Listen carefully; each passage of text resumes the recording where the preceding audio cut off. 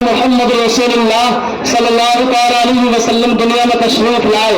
حضرات جب مکے کے لوگوں نے مصطفیٰ کو ستایا، میرے آقا کو مکے والوں نے ستایا، تو نبی اکرم صلی اللہ علیہ وسلم نے ہجرت کا ارادہ کیا اور مدینہ المنورہ کے لیے آپ روانہ ہوئے. حضرات ساتھ میں یار غار حضرت ابوبکر صدیق رضی اللہ تعالیٰ عنہ موجود ہے.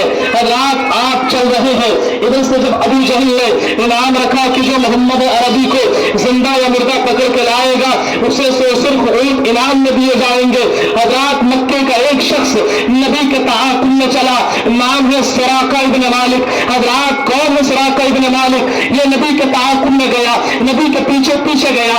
حضرت آقا کے ساتھ حضرت ابوبکر صدیق موجود ہے، نبی تشریف لے جا رہے ہیں مدینہ المنورہ کو. راستے میں جب یہ مصطفیٰ کے قریب پہنچا، حضرت ابوبکر صدیق کا عالم یہ ہے کہ کبھی نبی کے دائیں آتے ہیں، کبھی نبی کے بائیں آتے ہیں، کبھی آگے ہو جاتے ہیں، کبھی پیچھے ہو جاتے ہیں کہ میرے مصطفیٰ کو کوئی تکلیف نہ پہنچا دے، میرے آقا کو کوئی ایذا نہ پہنچا دے.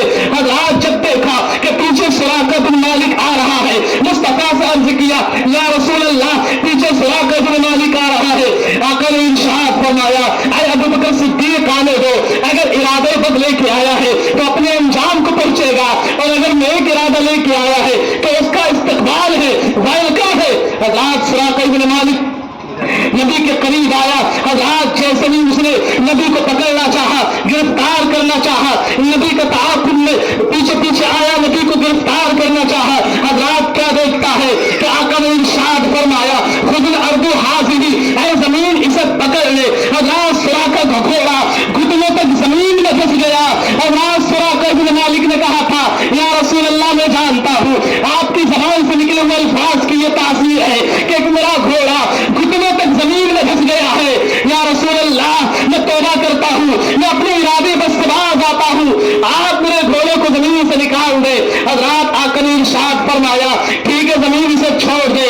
سراقہ نے سوچا کہ میرے 100 اونٹوں کا انعام ہے، اس کے لالچ میں دل کا ارادہ پھر بدلا اور سوچا کہ کیوں نہ یہ انعام حاصل کیا جائے. دوبارہ نبی کو گرفتار کرنا چاہا. نبی نے ارشاد فرمایا خذ الارض حاضری، اے زمین اسے پکڑ لے. یہی سلسلہ 3 دفعہ چلتا رہا.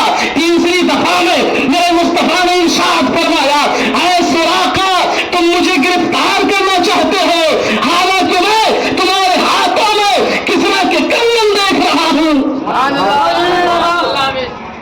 اب ایک دفعہ حضرت سراقہ بن مالک کی طبیعت خراب ہوئی، کلمہ پڑھ کے مسلمان ہو گئے، طبیعت خراب ہوئی. ڈاکٹروں نے کہا، طبیبوں نے کہا کہ اب آپ لا علاج ہو، موت کا وقت قریب ہے. کسرا نے کہا تھا نہیں میرے مصطفیٰ نے ارشاد فرمایا ہے اے سراقہ میں تمہارے ہاتھوں میں کسرا کے کنگن دیکھ رہا ہوں، جب تک میں کسرا کے محل کو فتح نہ کر لوں گا مجھے موت نہیں آ سکتی.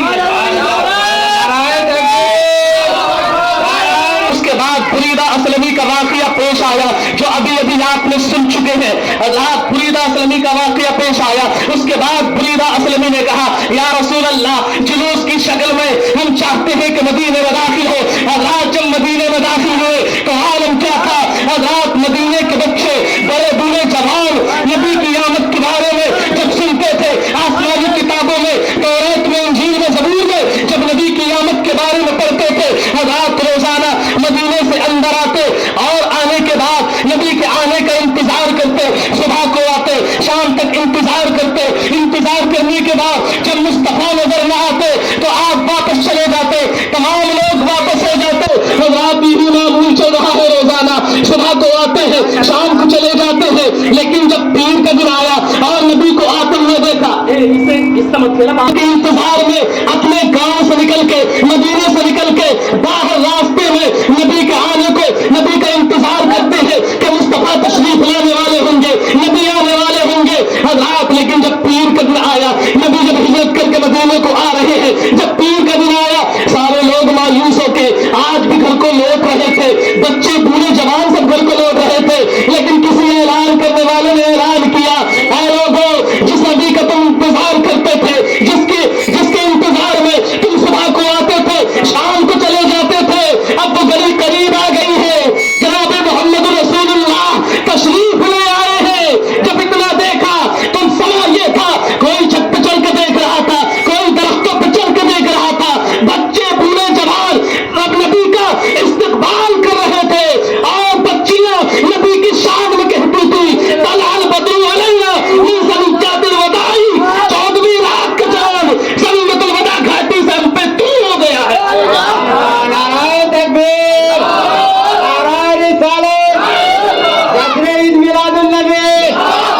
मोहम्मद ले आए।